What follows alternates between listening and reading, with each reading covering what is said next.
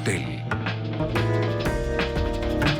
Muy buenas noches, bienvenidos a esta Casa No es Hotel. Primero, darle explicaciones a nuestro público. En las redes sociales habíamos anunciado, y en ATV también, que esta noche venía el presidente Evo Morales. Sin embargo, hoy día su equipo de prensa nos ha comunicado que por temas de agenda de campaña, lamentablemente no alcanzaba a estar en la ciudad de La Paz y que posponíamos la entrevista para más adelante.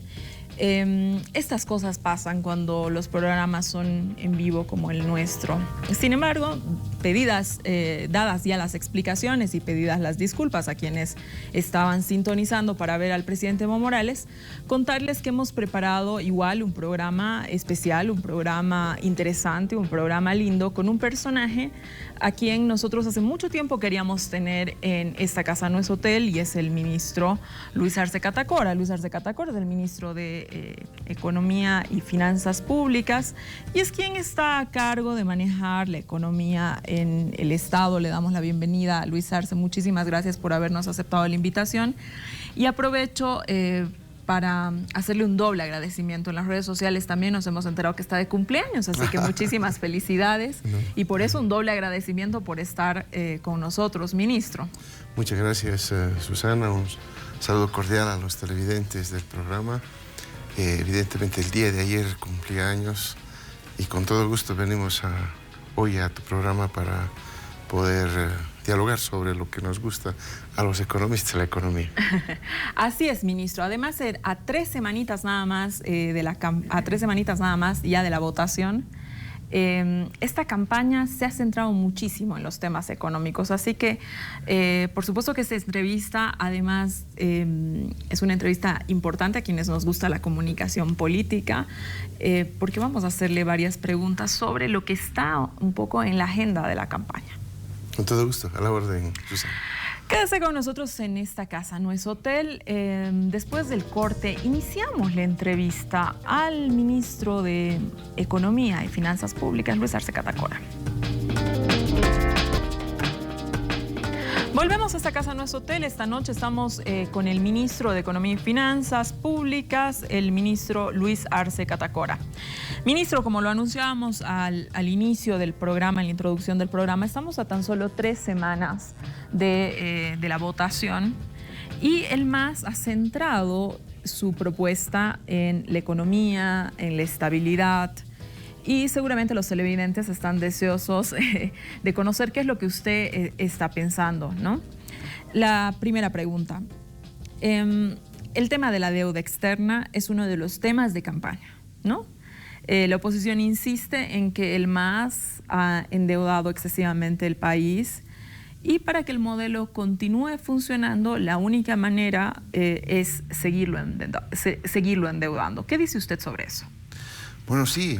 Hemos visto varios intentos de ataque al modelo económico, social, comunitario, productivo, a partir de conceptos, primero de deuda externa, que tú bien lo has mencionado, luego se han ido a un concepto de deuda total, enseguida voy a explicar estos dos elementos, tratando de mostrar que, como tú bien lo dices, ya que se cayó el argumento de que el crecimiento económico boliviano estaba basado en el éxito de los precios de las materias primas, porque ya estamos como 6 años donde los precios de las materias primas están bajos, ¿no?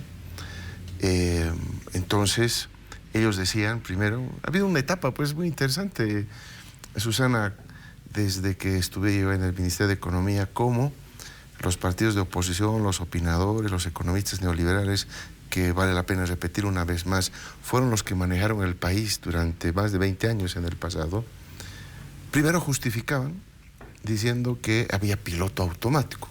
Estoy hablando 2007, 2008.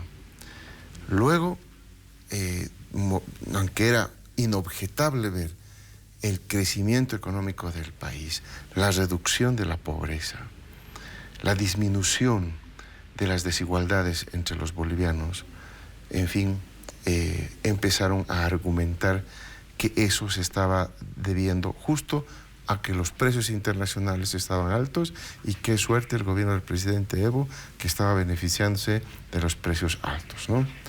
ese argumento no solamente se cae porque los precios luego se desploman y Bolivia retoma el primer puesto en crecimiento económico y con precios bajos estamos ya 5 años consecutivos liderizando el crecimiento económico. Y si tomamos el año 2009 más, que también cayeron los precios de los hidrocarburos, 6 años en que Bolivia lideriza el crecimiento económico, con precios bajos de materias primas, se derrumba eso, sino también por el otro hecho de mencionar que qué hubiera pasado si hubiéramos tenido precios altos de los hidrocarburos, pero no hubiéramos nacionalizado el gas, ¿no?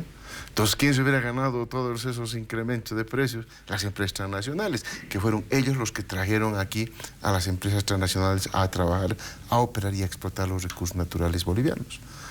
Entonces, por dos casos, por dos elementos muy elementales, se desploma el argumento neoliberal y ahora empiezan a argumentar de que estamos creciendo porque nos estamos endeudando, ¿no? Es el argumento.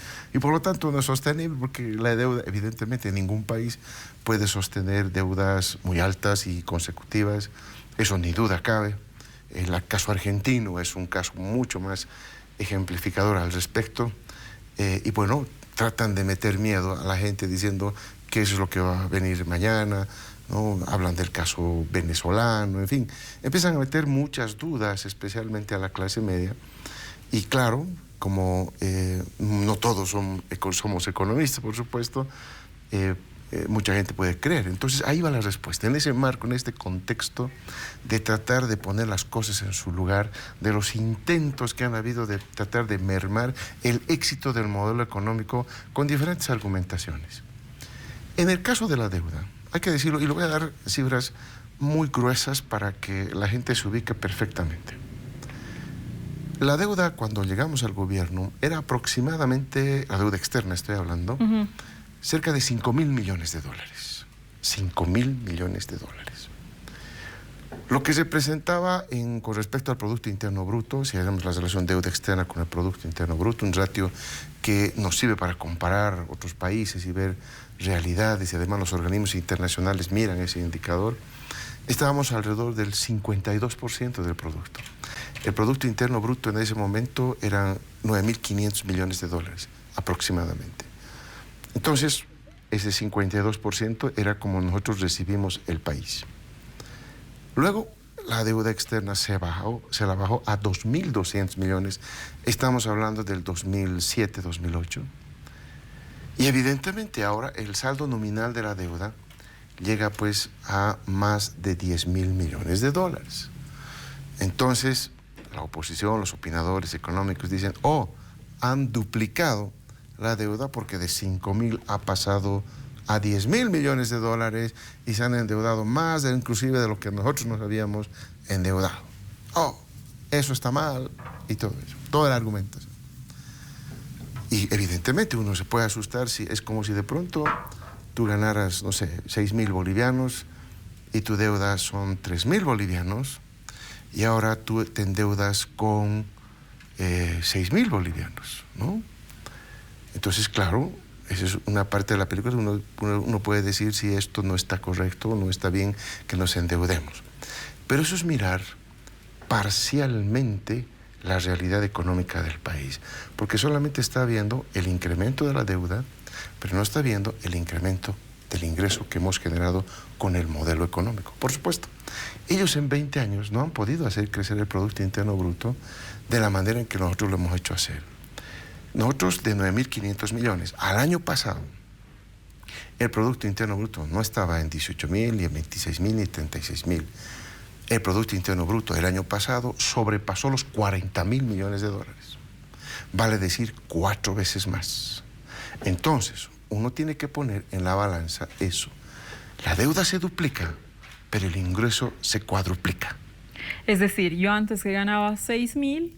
Usted ahora gana por 4... 24.000 bolivianos y debe 6.000 bolivianos, ¿verdad? Porque antes debía 3.000, duplicó su deuda a 6.000 y eso, con respecto a su ingreso, ahora usted está en una mejor posición económica. Eso es lo que ha pasado, eso es lo que no dicen ellos, Por supuesto, porque ellos se han acostumbrado a decir medias verdades que se convierten en mentiras totales, o definitivamente he visto también que muchos mienten de manera directa y no se pestañean cuando lo hacen, ¿verdad?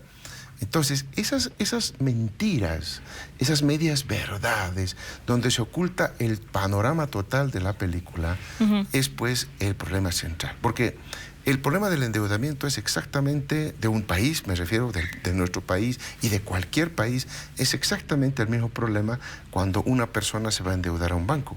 Una persona va al banco y le dice, bueno, quiero endeudarme, no sé, con 100.000 bolivianos, y lo primero que le pregunta el banco es, ¿cuánto gana usted? ¿Por qué? Porque lo que quiere el banco es saber si usted va a poder pagar no solamente el capital, porque el capital con eso no gana el banco, sino los intereses también, que es donde está ganando el banco. Entonces, si no hay esa solvencia económica, no existe el endeudamiento para la persona. Y te digo más, un síntoma muy importante para los países en el tema del endeudamiento, ¿no? Porque todos están mirando, el BID mira los indicadores de Bolivia, CAF, Banco Mundial, Fondo Monetario, los bancos y los que han comprado nuestros bonos que hemos emitido en el exterior, por supuesto que están mirando cómo está la economía boliviana, porque a ellos les interesa si les vamos a pagar o no les vamos a pagar. Entonces, como ocurrió con la Argentina, por ejemplo, que al señor Macri le cerraron los mercados internacionales, le dijeron en Nueva York, mire, usted ya no puede venir a Nueva York a emitir un solo bono más porque no le creemos que va a pagar, y le cesaron el grifo y lo obligaron, por lo tanto, al señor Macri a irse a endeudar al Fondo Monetario Internacional, ¿verdad? Y a someterse a toda la política del fondo, porque nadie más le iba a prestar, porque si no había un programa con el Fondo Monetario Internacional, se cerraban todas las puertas, y ese programa era de ajuste estructural. Entre comillas, ajuste estructural, por supuesto, en la Argentina. Dos preguntas, ministro. Usted habla de, evidentemente, es sentido común, mientras nadie quiere un país sumamente endeudado, la Argentina está sumamente endeudada, y usted ya nos ha dado la explicación del por qué no podemos adquirir tanta deuda. Pero existen preocupaciones nuevamente con el tema de la estabilidad en relación al endeudamiento, ¿no? Entonces, la pregunta es, efectivamente nosotros, como usted lo explica, tenemos una capacidad de endeudarnos más. ¿Deuda dónde? ¿Deuda en qué condiciones? Ahí ¿Seguimos vamos. el endeudamiento? Esa es muy buena pregunta, Susana, que va también a aclarar muchas de las cosas que se vienen diciendo sobre la economía boliviana. Mire, yo decía al principio, ¿verdad? Estábamos con un 52% de la relación deuda externa-producto y nadie decía nada. Nadie decía nada. Los mismos opinadores que hoy salen a decir que es un escándalo que nos estemos endeudando, no decían nada cuando los indicadores estaban por encima del 50%. Y ellos lo saben. Bolivia tenía, inclusive en la década de los años 80, cerca del 96% de la relación deuda externa-producto. Evidentemente se bajó al 52% en 20 años. Ahora, la relación deuda externa-producto, y las personas que están ahí al frente tal vez ya han hecho sus cálculos, ¿verdad? Estamos diciendo que nuestra deuda es 10.000 millones de dólares y nuestro Producto Interno Bruto sobrepasó los 40.000 millones. Esa relación es un cuarto, vale decir 25% de manera redonda. Es algo menos, 24 y algo, pero no tengo problema que se maneje el 25% como una cifra que en la cabeza se puede fácilmente manejar. 10 entre 40 es 0,25, ahí está, ¿verdad? El 25% de la relación deuda externa producto. Esa relación nos pone en una situación muy cómoda, como tú fácilmente te has dado cuenta al manejar las cifras. ¿Qué quiere decir esto? Que tenemos una holgura, se habla de entre 40 y 50% como tope de endeudamiento que puede tener un país en la relación deuda externa-producto. Bolivia está muy lejos de hacerlo. Pero sin duda, aquí viene otro elemento que aclara absolutamente todo esto. ¿Para qué nos endeudamos? Ese es el tema central. La deuda externa en nuestro país fundamentalmente ha ido a infraestructura. ¿Qué estamos hablando? Carreteras, estamos hablando de puentes, que hoy por hoy, ¿no? Son activos que se van creando, capital, patrimonio que va adquiriendo el Estado boliviano. Porque no es lo mismo tener una carretera de de ripio que tener una carretera asfaltada, y los transportistas lo saben, y la gente que viaja permanentemente en el transporte automotor lo sabe, ¿verdad? Y eso es lo que estamos invirtiendo. Hemos invertido mucha plata en endeudamiento externo dirigido hacia la construcción de carreteras, que es lo principal que estamos haciendo. Pero ojo, no es toda la inversión pública. Y quiero aquí aclarar este tema que me parece fundamental para que todos entendamos lo que estamos haciendo. Las inversiones públicas en un año, voy a poner un número promedio de 4.800 millones de dólares, que es muy alto, por supuesto, con respecto a lo que se hacían los gobiernos neoliberales, ¿no? Que eran en el mejor año 629 millones de dólares, ¿no? En la lógica de que el Estado no debería entrar a la economía, sino el sector privado, y se aplazaron ahí una vez más. Esta inversión pública de 4.800, la mayor parte, el 38% de esta inversión, es inversión que se dirige hacia lo productivo. Lo productivo. Cerca de un 33% hacia carreteras, ¿no? Donde, hay que decirlo, una carretera que se hace, por ejemplo, entre dos departamentos, ponen una contraparte las gobernaciones, ¿verdad? Y otra parte es el endeudamiento que hace el gobierno nacional del 100%, pero se van poniendo contrapartes en las gobernaciones o municipios, dependiendo, ¿no? Quién se beneficia con la carretera. ¿Esto por qué lo digo? Porque al final del recuento hay un dato que no se maneja, y si se conoce, ¿verdad? Por supuesto que se debe conocer por los opinadores económicos, ¿verdad? Pero que no lo quieren decir, es que de esta inversión pública, donde va gran parte del financiamiento externo, ¿verdad? El 76% de esa inversión pública, de 4.800 millones de dólares estoy hablando, no de 629 millones como el periodo neoliberal, se generan con recursos internos de los bolivianos, de nosotros. Y solo un 24, supongamos 25%, se generan con recursos externos, vale decir, el endeudamiento externo. Entonces ahí se les cae el argumento que dice, bueno, esto es insostenible, porque si solamente estamos creciendo porque nos estamos endeudando. Falso. 2/3 de la inversión pública la realizamos con esfuerzos propios. ¿Y de dónde sale la plata? Internamente. De las empresas que nos critican, que hemos formado, que son las que nos están generando ingresos, llámese YPFB, Endevin, que dicen que están en quiebra, que es mentira, ¿verdad? Por si no, no se pagaría el fondo Juancito Pinto, que sale de las utilidades de nuestras empresas públicas. Está generándose recursos, hay incremento de ingresos que hemos generado en el sector público, sin modificar. Es más, Bolivia está en el promedio de la presión tributaria y hoy tenemos una mejor productividad en la generación, en la recaudación de impuestos nacionales, que es diferente. Y entonces hemos generado ingresos propios, de tal manera que hoy los bolivianos estamos invirtiendo nuestra propia plata. Ay, ministro, surgen varias preguntas, pero le voy a hacer una que está dentro también de la agenda electoral, que es el tema de las reservas. Usted habla que el 75% de toda esa inversión es generada por los bolivianos, divisas generadas por nosotros mismos, que al hacer estas inversiones probablemente se nos vayan, y se ha ido viendo que las reservas han ido cayendo. ¿Cómo se resuelve ese tema? ¿Cómo? Pero bueno, es que hay que empezar son dos temas cualitativamente diferentes, pero que evidentemente hay una relación.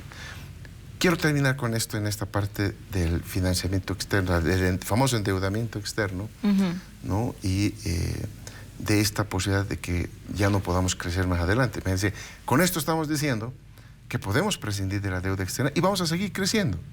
La diferencia va a ser la velocidad en la que vamos a crecer, ¿no? La velocidad. Con nuestra propia inversión, recursos internos, vamos a poder crecer, pero si nos prestamos y aumentamos ese capital, podemos crecer más rápidamente, que es lo que necesitamos para revertir el tema de la pobreza, de los ingresos bajos, de la consolidación del empleo, en fin, todo eso que tenemos planificado hacer en los siguientes años.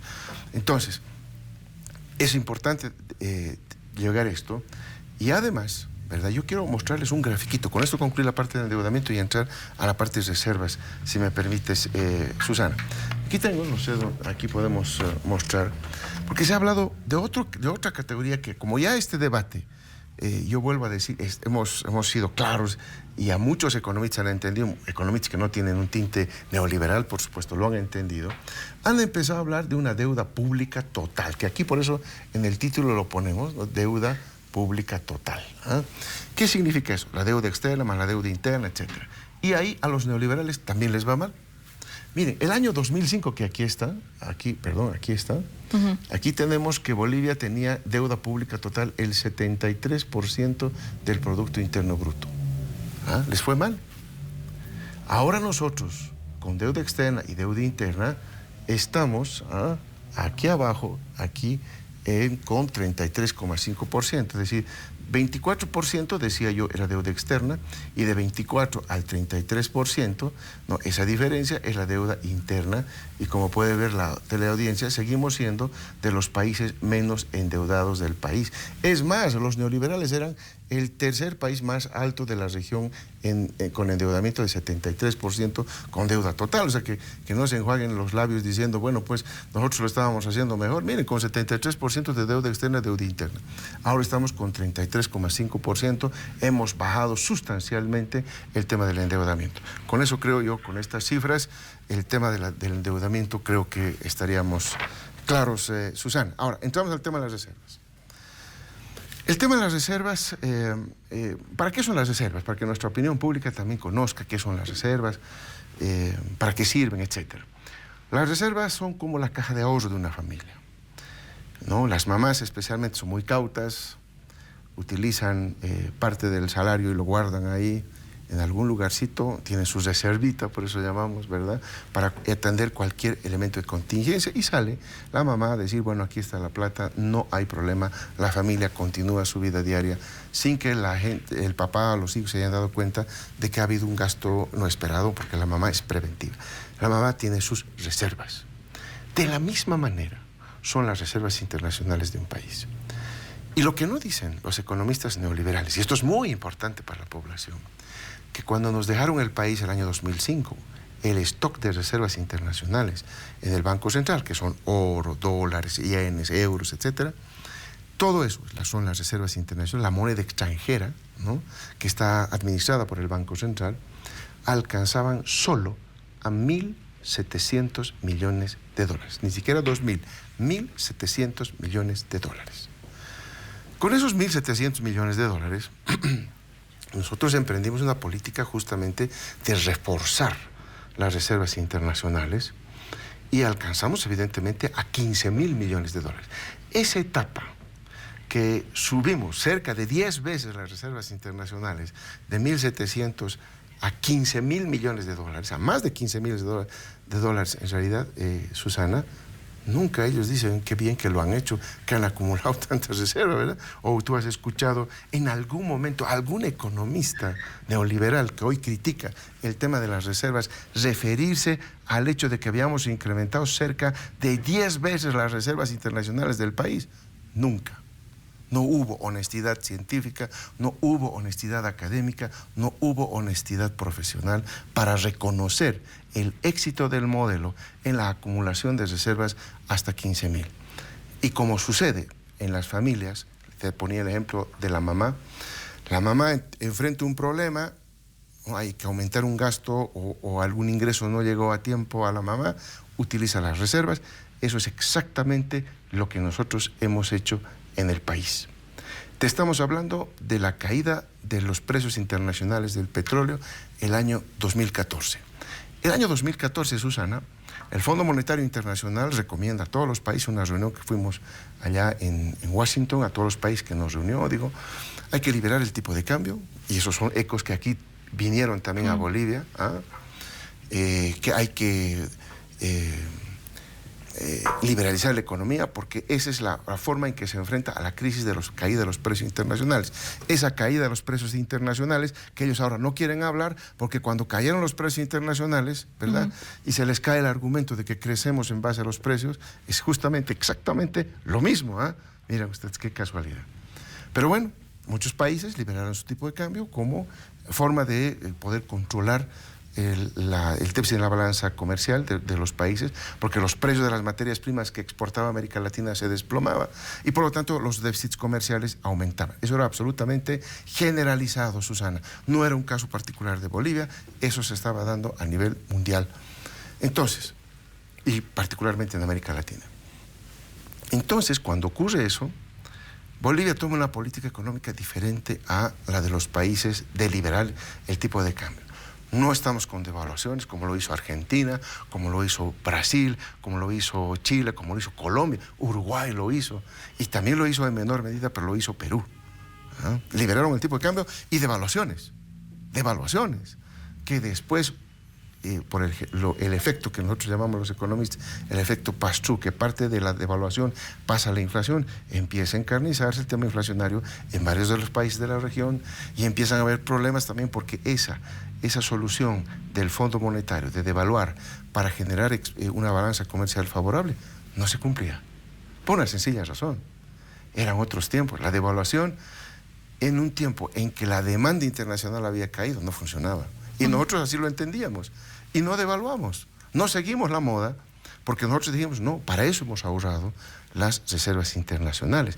Y continuamos.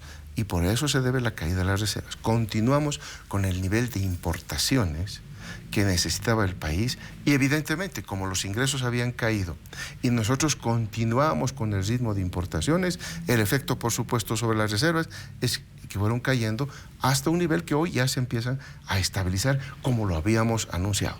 ¿Y en qué nivel estamos de reservas internacionales para que nuestra población esté tranquila? Eso cayó hasta los $8.000 millones aproximadamente. Ahora, ministro, permítame este cierre más para el tema de las reservas.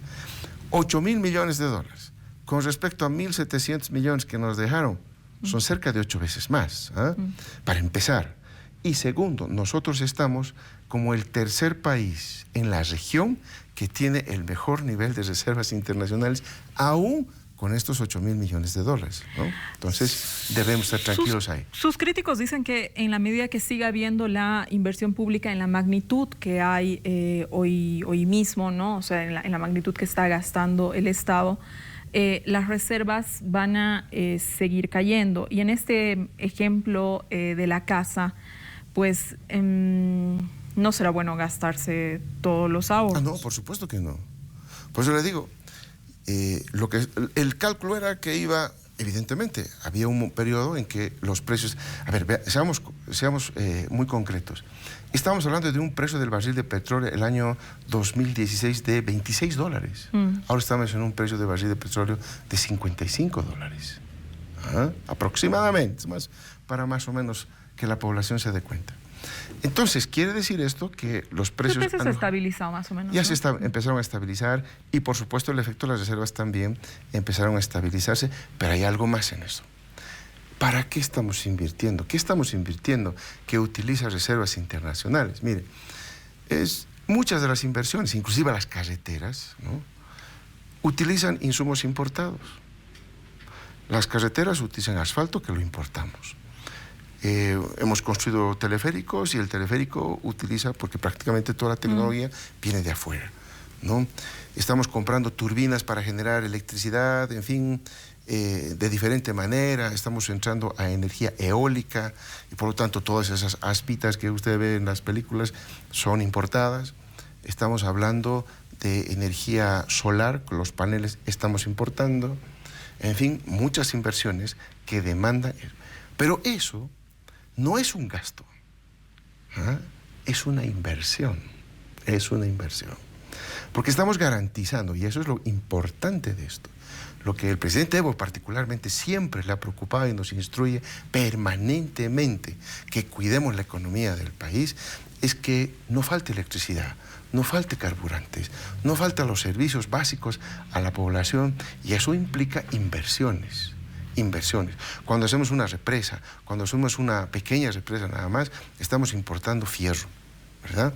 Entonces, hay importaciones que se hacen por generar obras. No es porque se esté despilfarrando la plata. Estamos haciendo obras que la población necesita. Y para eso son las reservas. Por eso es como la mamá. La mamá acaso utiliza esas reservas para irse a tomar sus tragos con sus amigas. No, utiliza para resolver los problemas de la familia. Y eso es lo que estamos haciendo. Entonces no hay que asustarse, porque estamos, como acabo de decir, somos el tercer país de la región con el mejor nivel de reservas cuando uno hace la relación reservas internacionales Producto Interno Bruto, y estamos cómodos con eso, ¿verdad? Y además las reservas empiezan a estabilizarse, ya no es la caída dramática que teníamos. Y sobre todo, Susana, esto es muy importante para la población, lo que se viene, lo que se viene. Eso le iba a preguntar, ministro. Se habla mucho de que lo que viene sigue siendo estabilidad, y uno cuando lee los programas de gobierno y ve la gente, obviamente los spots, el presidente Evo está ofreciendo estabilidad, un futuro seguro, ¿no? Todo este tema. No es lo mismo que ofrece la oposición. ¿Qué, digamos, garantizaría esa estabilidad? Bueno, nosotros tenemos un programa. Tenemos planes, hemos planteado cosas. Tenemos una Agenda 2025, tenemos una visión de mediano y largo plazo del país, lo que no tiene la oposición. Dígame usted qué programa de los que está hoy en pugna por la presidencia tiene una visión de mediano y plazo. Ni siquiera estoy hablando de largo plazo, una visión de mediano plazo de la economía boliviana. No hay. Usted, no como ministro, como economista, cuando lee esos planes de gobierno, ¿cree que si Carlos Mesa u Óscar Ortiz llegaran a la presidencia harían ajustes?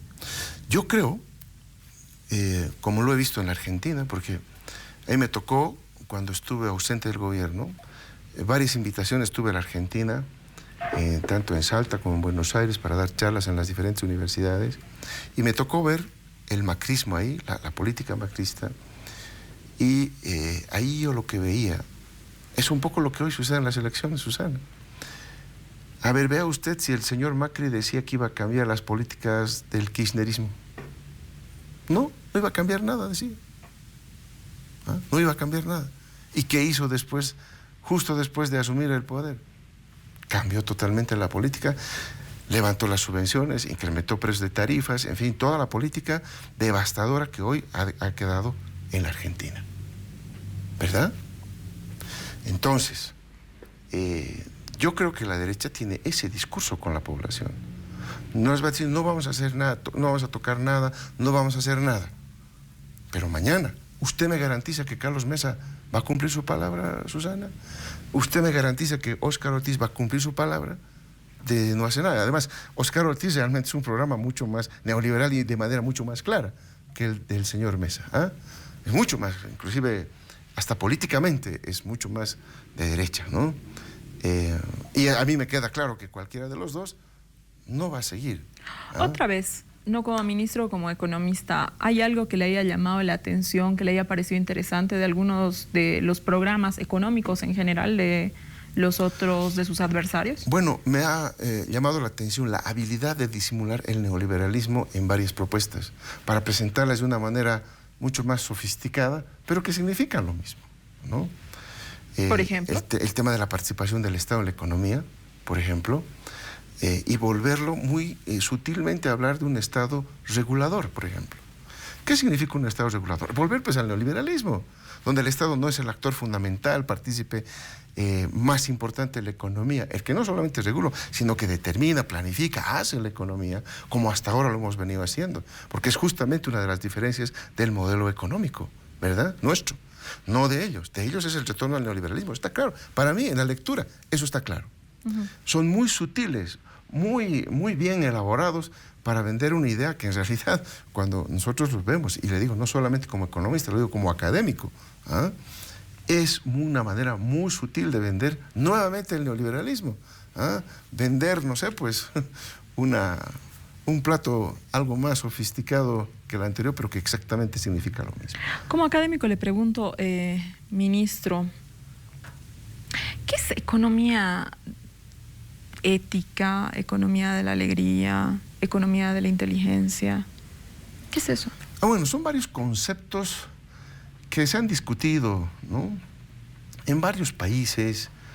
Se trata de ver que es muy importante el bienestar social. Y para atacar ese bienestar social empiezan a adoptar inclusive ministerios dedicados a este tipo de políticas que no se ha generalizado, porque en realidad la economía es sumamente objetiva. Y desde mi punto de vista, ¿no?, la felicidad y todo eso que puede suceder parte necesariamente de una mejora en la economía, en la parte real de la economía, y ese es el plan que se tiene en los siguientes 5 años. La diversificación económica, consolidar la industrialización, en fin, consolidar un programa de sustitución de importaciones que nos va a garantizar sostenibilidad fiscal, una sostenibilidad de la balanza comercial, en fin, varias políticas que ya están en ciernes, ¿no?, que el mismo presidente Evo ya lo anunció cuando planteaba el tema de sustitución de importaciones, que es algo que lo hemos elaborado. Así que eso está ya en algunos casos, inclusive con algunas políticas de parte del gobierno nacional en esa dirección. En fin, la tenemos clara. ¿Qué es lo que tenemos que hacer, Susana? ¿No? La experiencia de haber manejado todos estos años el país, ver el contexto internacional, que es algo que yo no he visto en los programas. Y tú me preguntabas qué le llama la atención. Ninguno de los programas habla del contexto internacional. El contexto internacional es sumamente importante para ver qué hacemos. Yo le decía el año pasado, ¿no?, desde la cátedra universitaria, varias entrevistas en varios programas, y lo ratifiqué cuando volví al Ministerio de Economía. Hay que tomar en cuenta lo que está pasando entre la guerra comercial entre China y Estados Unidos. Eso vamos a hablar más adelante, ministro. Hay que tomar en cuenta la crisis argentina, hay que tomar en cuenta la crisis brasilera. Eso no hay que dejar de ver. Y eso en ningún programa de oposición, Susana, se toca esos temas. Para finalizar, y muy cortito antes de irnos al corte, usted hablaba de que hay diferencia, que el programa de Óscar Ortiz más abiertamente habla de ciertas cosas. De retornar al neoliberalismo, muy claramente. De muy claramente retornar al neoliberalismo. ¿Cuál es la diferencia que nota en el programa de Óscar Ortiz y de Carlos Mesa, por ejemplo? Bueno, entre los dos programas, si se pueden llamar programas, porque es un listado de ideas nada más, porque un programa es pues un modelo económico, ¿no? Ver cómo se van a articular las cosas. No hay eso en ninguno de los dos. Y lo único que uno ve son un conjunto de ideas. Y las ideas, ahí la gran diferencia, como les decía ya, es una que es más radical, mucho más claramente neoliberal que la otra. La otra trata de disimular, pero igual cae en el tema. Pero yo creo que la diferencia fundamental está en la participación del Estado en la economía en los dos, ¿no? Uno, claramente mucho más fuerte de que el Estado no debería meterse. Además, ya habla incluso de federalismo. Creo que es un tema a nivel político que se tiene que discutir eso. Y el otro, donde reconoce algunas cosas buenas que se han hecho en nuestro gobierno, pero que es necesario reformarlas, ¿no? Entonces, las diferencias fundamentales para mí, en una es radicalmente diferente al modelo y en el otro trata de comulgar uno con otro.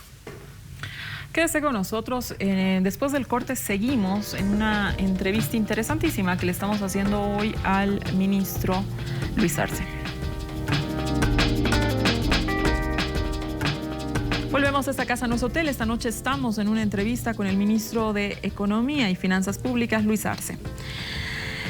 Ministro, estos días vi una entrevista suya en Russia Today y me llamó la atención escucharlo hablar de socialismo. Por eso me animo a preguntarle, el modelo económico que hoy día vive Bolivia, el modelo económico que han instalado con el movimiento al socialismo con usted a la cabeza, ¿es un modelo económico que va al socialismo? Es un modelo de transición. A ver, yo creo que hay muchas cosas que han pasado en el mundo en estos últimos, 15, 20 años. Que es importante ponerlos en la bandeja para mirar de manera mucho más amplia y entender lo que está pasando, ¿no? No es casual que el señor Trump haya retornado al neoproteccionismo en la pelea con China y haya enterrado la globalización, porque eso es lo que ha pasado. En la práctica, el mundo está enterrando la globalización, que era un paradigma de desarrollo y crecimiento para el modelo neoliberal. O sea que de esta manera uno puede entender la lógica neoliberal ha perdido ya el horizonte en un momento en que el actor más importante y el que propugnaba el libre comercio, como eran los Estados Unidos, ahora se vuelve proteccionista. Y todo, la China se vuelve proteccionista, Europa lo ha sido y va a ser más, y todos los países van a empezar a elevar sus escudos, porque es el mundo moderno en el que estamos viviendo. Un mundo que está enterrando una ideología del neoliberalismo, la hipótesis de la globalización, el libre comercio, OMC y todo ello, ¿no? Es interesante ver, los Estados Unidos se protegen y los chinos dicen que se respete la OMC, ¿no? Son las contradicciones de lo que está pasando en el mundo ahora.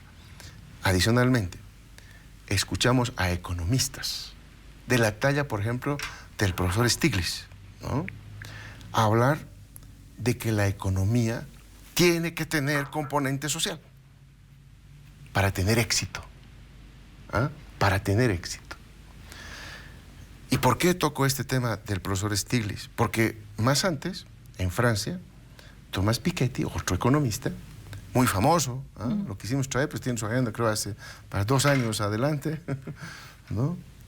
Él habla y dice y explica las razones de por qué hay la crisis en el sistema capitalista en este momento. Y está hablando no de los países en desarrollo, está hablando de Estados Unidos, de los países europeos. Y ahí básicamente lo que dice es que el modelo neoliberal, ¿no?, que se aplica en estos países ha concentrado la riqueza en pocas manos, y de ahí viene toda la teoría que se empieza a urdir de la desigualdad. Thomas Atkinson y muchos intelectuales que empiezan ya a desarrollar teorías para proponer al mundo políticas redistributivas del ingreso donde no estén concentrados el ingreso en pocas manos. Ese es el panorama, ¿no?, académico en este momento.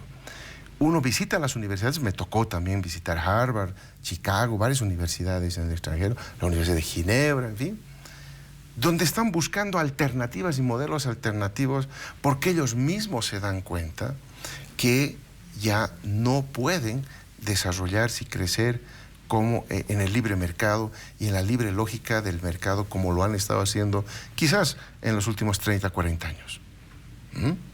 Entonces, hoy el mundo está cambiando. Hay lógicas diferentes, se buscan alternativas, y ahí hay uno de los países que mucho más antes de que las universidades, como el mismo profesor Stiglitz, el señor Piketty en Francia, empiecen a hablar de que la economía tiene que tener un elemento social, Bolivia ya lo había hecho y había elaborado esas teorías, ese modelo, con profesionales y economistas bolivianos. Estoy hablando, y siempre lo voy a mencionar, al compañero Carlos Villegas, ¿no?, y mi persona, que éramos profesores en el CIDES, donde paulatinamente hemos ido con las investigaciones generando esto que hoy se conoce como el modelo económico, social, comunitario y productivo, donde una gran diferencia, por eso lo llamamos tautológicamente, desde el punto de vista científico, es tautológico decir que la economía sea social, porque la economía es una ciencia eminentemente social, pero el neoliberalismo desvirtuó todo el tema social. El neoliberalismo lo que traía a las universidades, hoy mismo se sigue enseñando en muchas de ellas, esta concepción, equilibrios de cuentas, ¿no?, tecnocratismos, en fin, y no se ve la parte social. Ha desaparecido la enseñanza en muchas universidades de la economía política. Muchas de las críticas que le hacen a usted en torno al modelo es que las variables económicas han sido asumidas como variables políticas y no como variables económicas. Ejemplo, el tipo de cambio, pero no quiero hablar del tipo de cambio, sino darlo como ejemplo simplemente. No, todas las medidas de política económica, Susana, y eso los economistas lo sabemos, tienen un componente político. No, yo no tengo miedo en decirlo. Es más, cuando yo estudiaba economía en la Universidad Mayor de San Andrés, llevábamos ciencia política, llevábamos sociología, y muchas ramas sociales, porque la formación del economista tiene que ser dirigida a resolver los problemas sociales, no a resolver los problemas que el Fondo Monetario quiere, una balanza de pagos equilibrada, unas cuentas públicas equilibradas y de pronto un desequilibrio total social. Entonces, lo que hay que hacer es una compatibilización entre estos indicadores económicos y las variables sociales. Y eso es lo que nosotros hemos hecho durante estos 13 años y por eso se debe el éxito del modelo económico, social, comunitario, productivo en nuestro país. Porque hemos logrado combinar las dos cosas. ¿Cómo podemos entender socialismo hoy? Bueno, hay muchas versiones sobre lo que puede ser socialismo. Para la forma en la que lo entiende, digamos, el Ministerio de Economía. Bueno, es lo que estamos haciendo. Es redistribuir el ingreso, generar y formar una sociedad más justa y que dé oportunidades a la gente y que dé movilidad social a la gente. ¿Y qué es esto? Son palabras que quizás suenan muy abstractas, pero vamos a ver algunos datos. El tema de la distribución del ingreso. Cuando el presidente Evo instruye elaborar el bono Juancito Pinto, redistribuimos el ingreso que teníamos del gas. Un 1 de mayo del año 2006, el presidente Evo instruye la nacionalización de los hidrocarburos para que la plata no se vaya afuera, la plata de los hidrocarburos se queda en el país, pero no es para enriquecer al Estado, sino es para redistribuir entre la gente y aparece el bono Juancito Pinto. Posteriormente viene la renta dignidad. Ingresos que jamás podríamos haber tenido si no parten de una decisión política, Susana, que es la nacionalización. Ahí es el punto de inflexión de la economía nacional. Y eso han tratado de desvirtuarlos los opinadores y los neoliberales y los opositores. Porque ese es el punto de inflexión. La valentía del presidente Evo ante un escenario. El mismo Carlos Mesa no quiso firmar el decreto que establecía el IDH, recordará Susana, allá por los años 83, ¿no? 84. O 2003, 2003. Perdón, 2004, perdón. ¿Verdad? Entonces, no quisieron firmar y el presidente Evo tiene la valentía de, con todo el contexto, ¿no?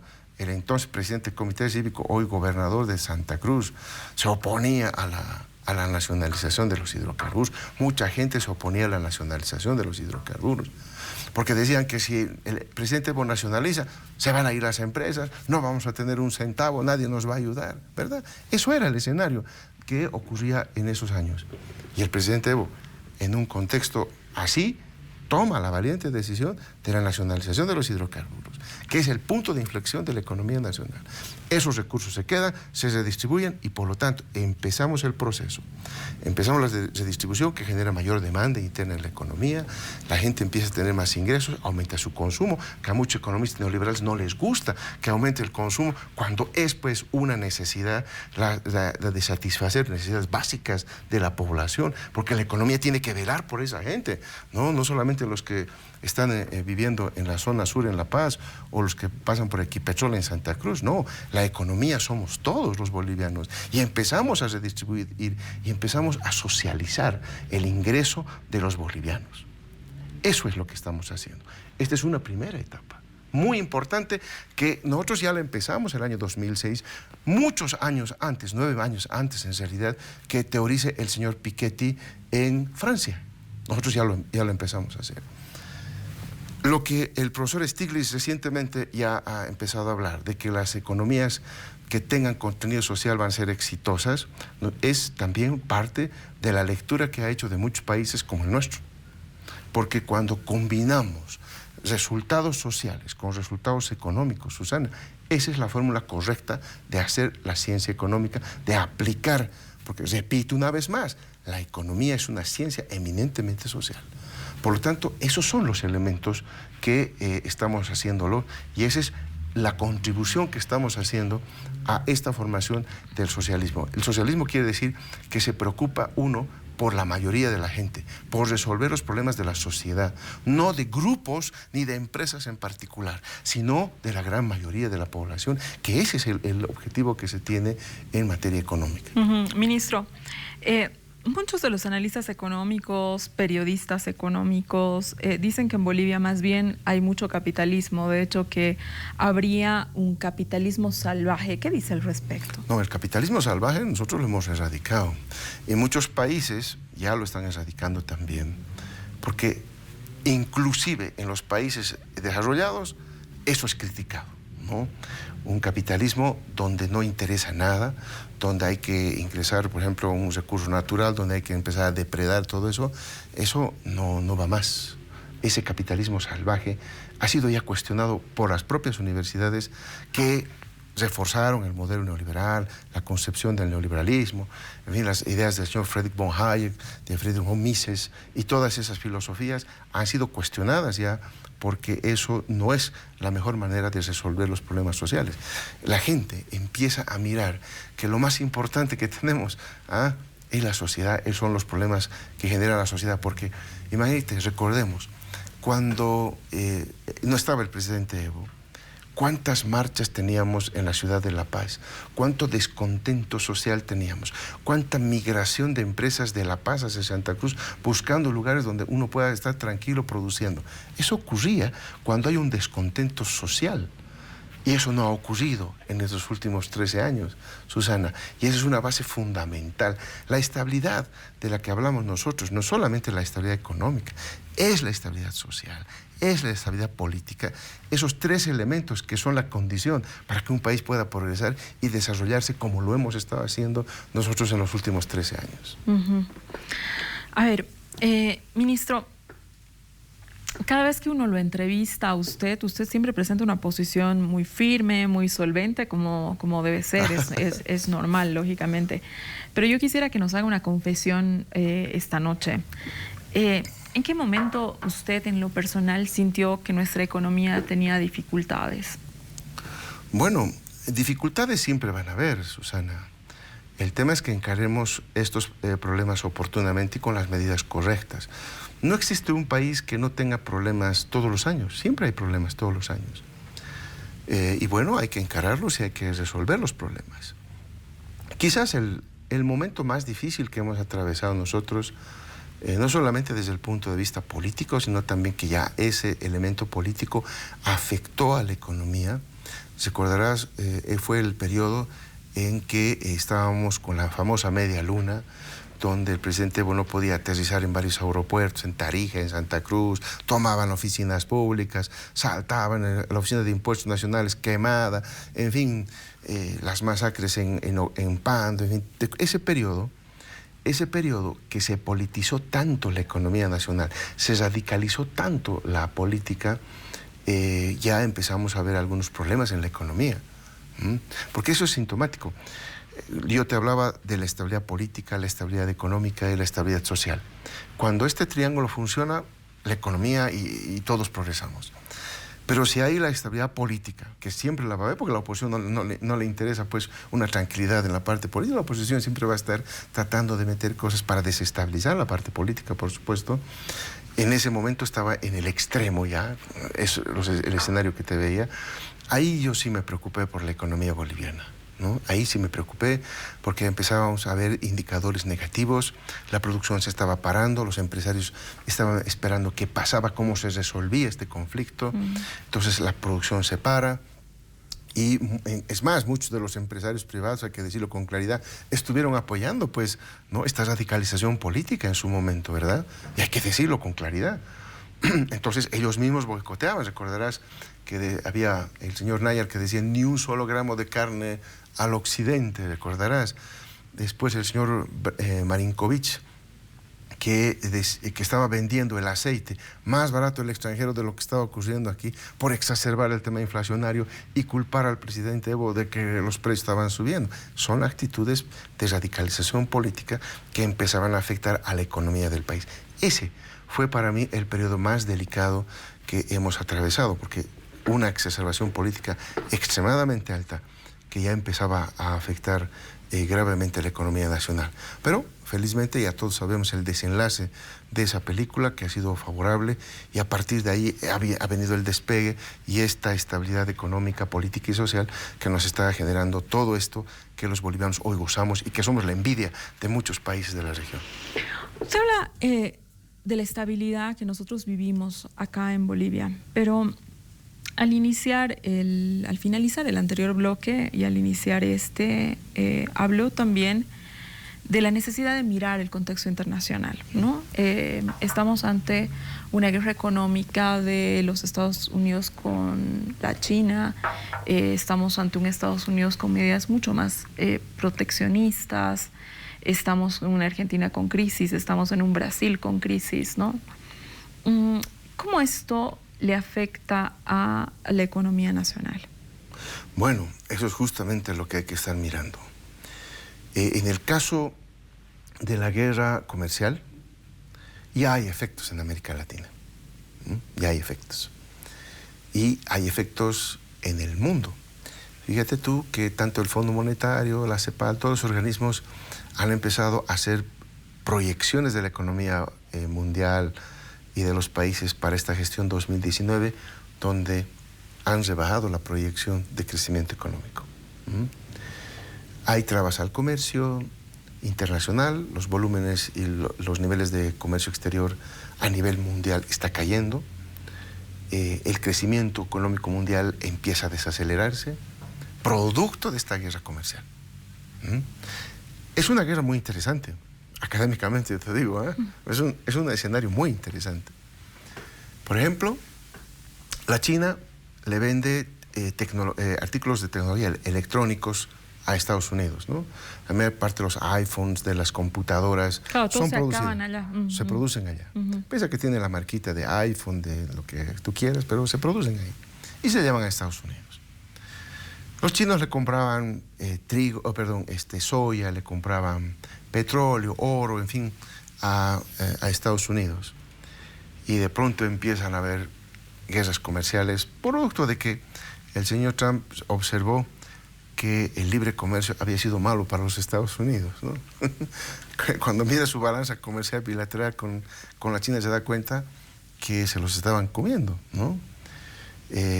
Había un déficit de 370.000 millones de dólares, creo que si la memoria no me falla, al principio cuando se dan cuenta de eso. Eran más de 500 y tantos millones de dólares que estaban en pugna ahí en ese momento. Pero bueno, 500.000 millones de dólares, quiero decir. Entonces empiezan a elevarse aranceles, empiezan a obstaculizar sus productos cada uno, eso repercute en varios mercados y eso da una señal al mundo. Una señal de que esa pelea va a generar un redireccionamiento del comercio exterior. Por ejemplo, la China, que necesita soya para alimentar a su población que antes se abastecía de la soya que producía Estados Unidos, necesita comprar de otro mercado. Entonces hay países que producen y que se pueden beneficiar y va a haber países que se van a perder en esta guerra. En esta guerra va a haber ganadores y va a haber perdedores. Este nuevo redireccionamiento que se tiene del comercio va a generar todo esto. Entonces, ¿dónde estamos nosotros en esa guerra?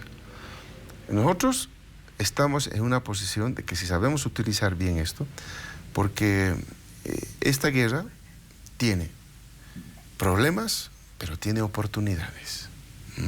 Hay que saber entender los problemas que pueden venir y hay que saber entender las oportunidades que el país puede aprovechar para posicionarse mejor en el contexto internacional. Y ese es justamente el análisis que el gobierno nacional está realizando. Nosotros necesitamos saber una estrategia para combatir los problemas que pueden venir, porque no solamente pueden ser directos, sino indirectos. Y qué oportunidades tenemos para sacarle beneficio a esta guerra comercial. Eso es en cuanto al tema de la guerra comercial. En cuanto a Brasil, Argentina, que son nuestros mayores compradores, hay que estar atentos. La película en Argentina no se ha resuelto. Han habido fuertes devaluaciones, pero también en la Argentina todos sabemos hay fuerte inflación. Entonces todo eso que se devalúa se lo va comiendo la inflación. Esa economía está seriamente en riesgo. Por eso es que también la población que reacciona en función de la economía, porque al final lo que determina el accionar de la gente, de las familias, es cómo ellos se miran de aquí en adelante, de aquí a algunos años como familia, en su economía, en su estabilidad. Entonces, en Argentina han sido muy claros con el señor Macri, no están contentos, quieren un cambio de gobierno que les dé mejor opción, mejores oportunidades hacia adelante. ese gobierno que vaya a entrar, cualquiera que fuere en los próximos meses, entonces tendrá que tener políticas económicas a las que nosotros tenemos que estar muy atentos, porque ya hemos visto lo que ha hecho el señor Macri ahí y hemos visto los potenciales riesgos que tenemos, que felizmente no han llegado a, digamos, a alarmas rojas, a mucho ha llegado a alarmas naranjas, por suerte para nosotros, no llegaron a alarma roja, por eso no hicimos ninguna, no reaccionamos ante ello. Pero no sabemos lo que pueden hacer los siguientes gobiernos, hay que estar atentos. Aquí el tema es estar bien informado, estar muy atentos a lo que puede ocurrir tanto con Argentina en estas políticas como en Brasil, entendiendo la diferencia de los orígenes de la crisis. En el caso argentino, el origen de la crisis tiene más que ver con el endeudamiento externo del país y la falta de divisas y por supuesto el efecto que ha tenido en la producción. En el caso brasilero es la deuda interna que ha generado el problema mayúsculo en este país y por eso es que se han tratado de tomar medidas en el Brasil, no han dado resultados hasta este momento, ¿no? Todos hemos visto cómo reacciona el señor Bolsonaro, así que ahí hay que estar mucho más atentos todavía porque no hemos visto las verdaderas armas que está preparando el señor Bolsonaro para tratar de corregir su economía. Entonces aquí hay que estar atentos. Susana, aquí de lo que se trata es estar muy bien informados, hacer el seguimiento a todos estos países y al contexto internacional para ver qué cosa puede afectar al país y estar atento para reaccionar oportunamente tomando la mejor medida para poder también proteger a la economía nacional de lo que puede ocurrir afuera. Uh-huh. Y en lo personal, ministro, ya vamos a ir cerrando la entrevista. En lo personal, ¿en qué momento siente que, no sé, cometió un error o ha sentido, no desde ya me ha explicado desde la economía nacional, en qué momento ha sentido en lo personal que la economía estaba en riesgo? Pero acá es otra pregunta, es ¿usted siente que en algún momento tuvo problemas personales en cuanto al ministerio, que se cometió algún error o algo? Bueno, de cometer errores, hemos debido cometer errores. Yo recuerdo que el primer error que he cometido, lo comenté con nuestros viceministros, era en el cálculo que teníamos de cuándo iba a llegar la industrialización, porque en el modelo estaba previsto que íbamos a nacionalizar, que íbamos a recuperar recursos naturales, que los íbamos a industrializar. Entonces, ahí cometimos dos errores, uno bueno y uno malo, ¿ah? El primer error que cometimos fue pensar que la industrialización iba a llegar más rápidamente de lo que efectivamente ha llegado al país, ¿no? Ya tenemos nuestras plantas separadoras de líquidos justamente la planta en Yacuiba, la planta Carlos Villegas y la planta Río Grande, que es un hito importante en el sector hidrocarburos, porque a partir de ahí las cosas cambian, porque nosotros ya podemos hacer petroquímica. Eso es muy importante, porque con la petroquímica ya podemos hablar de las bases de la industrialización, de la construcción de lo que llamamos los economistas la base ancha, ¿no? de la industria pesada, que es lo que cuesta hacer en un país para luego ya hacer la industria liviana más adelante. Entonces es un hito importante. Tenemos nuestra planta de urea que ya está produciendo, ¿verdad? Urea, que es un fertilizante que se lo puede exportar y además que es un hito importantísimo porque esos sueños que teníamos antes. Yo recuerdo a mis alumnos, les hablaba de industrialización, mis alumnos decían, ¿qué le pasa a este profesor? Está loco, pensando que no lo podemos hacer. Lo hemos hecho. Lo hemos hecho. Es una realidad. La planta de urea, que es una transformación química del gas en unas bolitas blancas así que se sirven para fertilizar la tierra, que es nitrógeno en términos científicos, básicamente lo hemos hecho. Y los procesos que se vienen del litio, de la siderúrgica, del Motum. Bolivia va a entrar a la siderurgia, Susana, vamos a exportar energía, en fin, todo eso ya no se constituyen simplemente en sueños, se han hecho realidad, pero han demorado en llegar. Ese es el primer error. Pero también cometimos un error bueno, Susana. Subestimamos la capacidad del pueblo boliviano de aumentar esa demanda interna y por lo tanto de generar uno de los elementos de crecimiento económico. Nuestro modelito, que lo hacíamos en el 2005 en el CIDE, en la UNSA, nos decía que esta demanda interna no iba a ser tan grande como la que hemos visto.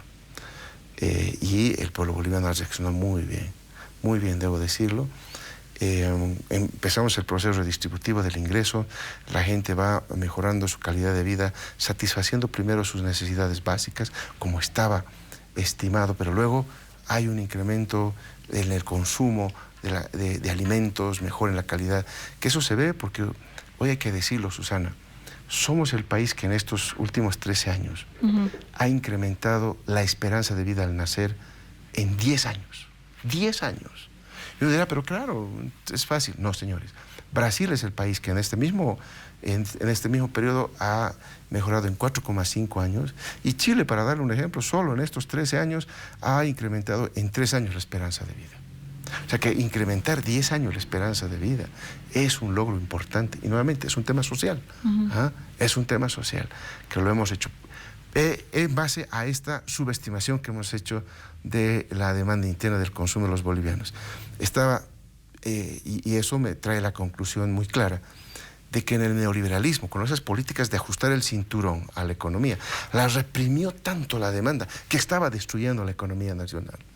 Cuando empezamos a soltar eso, el incremento ha sido interesante. Algunos dicen que si gana Evo Morales estas elecciones de octubre, no le va a quedar de otra que empezar a ajustar un poco el cinturón. ¿Qué dice usted? Bueno, siempre hay que ajustarse el cinturón, pero hay que saber dónde ajustar el cinturón. No hay que bajar los brazos en la inversión pública, hay que continuar el proceso de industrialización, hay que consolidar el proceso de la siderurgia, hay que consolidar la petroquímica, hay que consolidar la química básica, que es lo que nosotros ya vamos a hacer en los siguientes años. ¿Y eso qué significa, Susana? Que Bolivia ya está un pasito así de la industrialización, porque esta es construir toda la base que te decía, la base ancha, la base económica, que es la industria pesada, ¿no? Donde vamos a poder nosotros generar de las materias primas todo lo que hoy estamos importando. Hoy la industria importa, y eso es muy importante decirlo también, Bolivia en la composición de las importaciones, por eso no nos preocupa tampoco el efecto en los datos internacionales de comercio exterior, porque del 100% de las importaciones de Bolivia, 85% son bienes de capital y bienes intermedios. 85%. Ha mejorado sustancialmente la maquinaria, el equipamiento, especialmente en el área rural, uno lo mira. Hay muchas empresas que le han apostado. Esta baja de los precios internacionales de los commodities ha servido también para que muchas empresas puedan comprarse más barato los bienes de capital que estaban afuera. Ha sido un momento también de aprovechar. Entonces, ha habido una mejora y sigue habiendo. Estamos importando stock de capital importante para el país, pero hay que, y ahí yo diría con ese ajuste de cinturón que tú dices, de este componente importado de insumos, de materia prima, hay que empezar a generar las industrias nuestras que vayan a sustituir las importaciones de esto, porque ya vamos a tener siderurgia, petroquímica, química básica, vamos a tener el litio que tiene sus derivados, productos derivados, cuando estemos haciendo la industria del litio, y ahí vamos a poder conectar muchos de los insumos que hoy estamos importando, los vamos a poder producir, Susana. Y nuestra industria ya no va a depender de la importación de muchos insumos.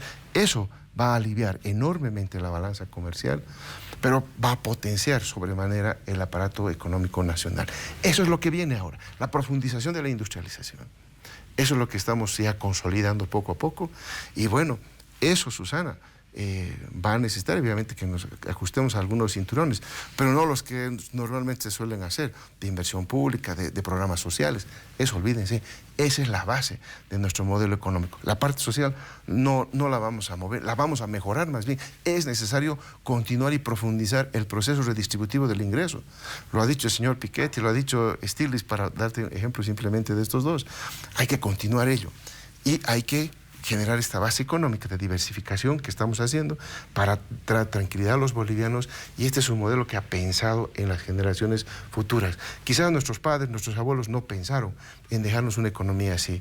Nosotros estamos pensando en los jóvenes, porque ellos son los que van a consolidar la industrialización, son ellos que se van a beneficiar con una economía, con sectores que generen ingresos y empleos, y que no estamos dependiendo, como en el pasado, del estaño, de algunos precios que determinaban la vida económica del país. Me tengo que ir a un corte, ministro, con la última pregunta, pero al volver, quédese con nosotros en esta interesantísima entrevista que ya finaliza el ministro de Economía y Finanzas Públicas.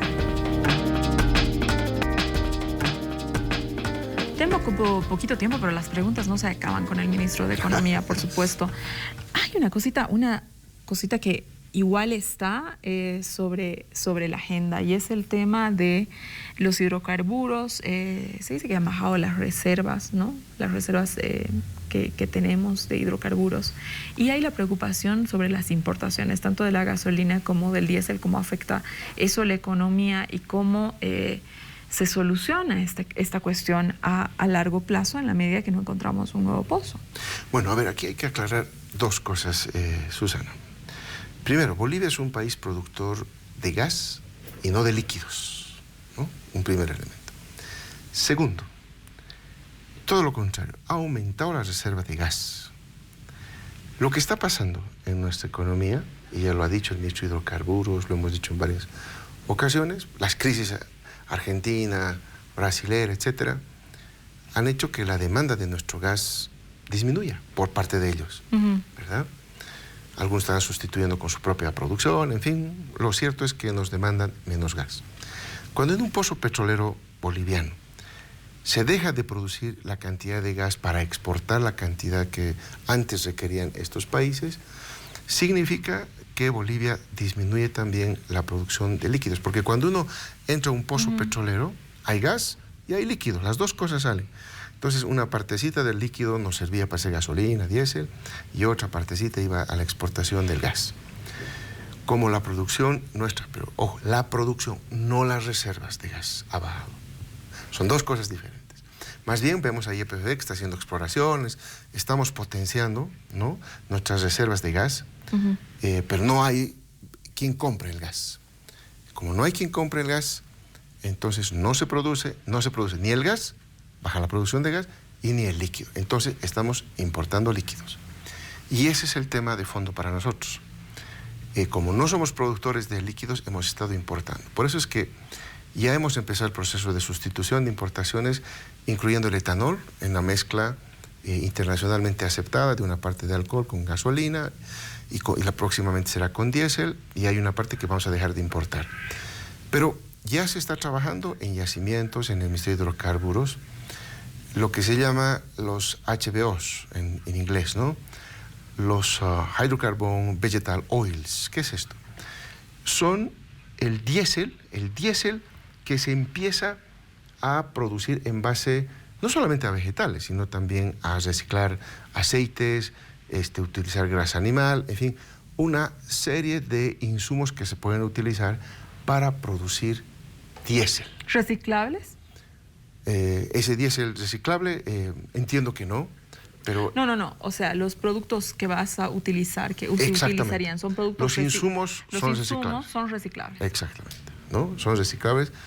Yo entiendo que el producto final ya no, pero que lo que son aceites, grasas animales, en su caso, dependiendo la tecnología, porque hay diferentes tecnologías que han desarrollado italianos, alemanes, canadienses, norteamericanos, ¿no?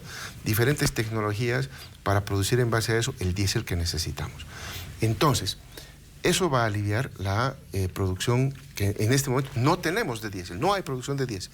Entrando a este tipo de HVOs, vamos a solucionar la producción doméstica de diésel. El gas va a estar ahí, el gas se lo puede industrializar, hay proyectos de hacer polímeros, de plásticos, ¿no?, en base al gas. Seguimos con el proceso de industrialización. Si no nos demanda Brasil, Argentina, bueno, seguiremos produciendo urea, entraremos a la producción de tubos de plástico, que ya hay también una fábrica, estaremos produciendo plásticos duros y suaves, en fin, todo ello a partir del gas, pero la idea es no perder el ritmo de industrialización. Ministro, para finalizar, porque ya nos tenemos que ir, estamos con el tiempo contadito, en la publicidad electoral del MAS, el presidente Evo ha pedido 5 años para terminar de consolidar un ciclo. ¿Usted lo acompañará si ganan las elecciones? Depende del presidente Evo. Yo no defino el gabinete de Susana. Yo mientras, como siempre lo digo, mientras tenga fuerza y tenga salud, yo con el mayor de los gustos apoyando al presidente Evo, porque es un hombre que ha mostrado claridad, honestidad, que quiere al país, y eso a mí me mueve a seguir acompañándolo. Pero por supuesto, él es el que define, no yo. En lo personal, ministro, ¿cómo está su salud? Miren, justamente en el mes de agosto me he hecho hacer un examen acá, que lo mandé a Brasil. En diciembre tengo que continuar mis exámenes, Susana. Yo soy un hombre metódico en esto, me estoy cuidando. Saben, la gente que trabaja conmigo, soy mucho más cuidadoso con mi salud que antes, por supuesto. Me extralimitaba, Susana, y todas esas facturas el cuerpito lo paga. Tengo la presión de la familia también, pero me estoy cuidando, me voy en diciembre, y el presidente Evo sabe que esto para mí es prioritario. Así que él ha comprendido mi situación y me ha autorizado que cuando tenga que viajar al Brasil a hacer mis chequeos médicos, que no hay ningún problema, así que yo estoy tranquilo con ello, programo mis exámenes, me voy. Hasta ahora estoy bien, no tengo ese rebrote que era el temor que tenía el médico, pero esto hay que estar constantemente haciendo el seguimiento. Susana, lamentablemente es así en esta enfermedad, así que estamos en eso, tranquilos felizmente por el momento. Bueno, me alegra verlo saludable, me alegra esas noticias, siempre son buenas. Ministro, muchas felicidades nuevamente por el cumpleaños y muchas gracias por habernos acompañado esta noche en esta interesantísima y amplia entrevista, ministro. De verdad, muchas gracias. Soy yo. Gracias. Gracias a ustedes por haberme acompañado esta noche en esta Casa No es Hotel. Quédese con la programación de ATV, viene Luis Miguel, que está sumamente interesante, así que quédese con nosotros.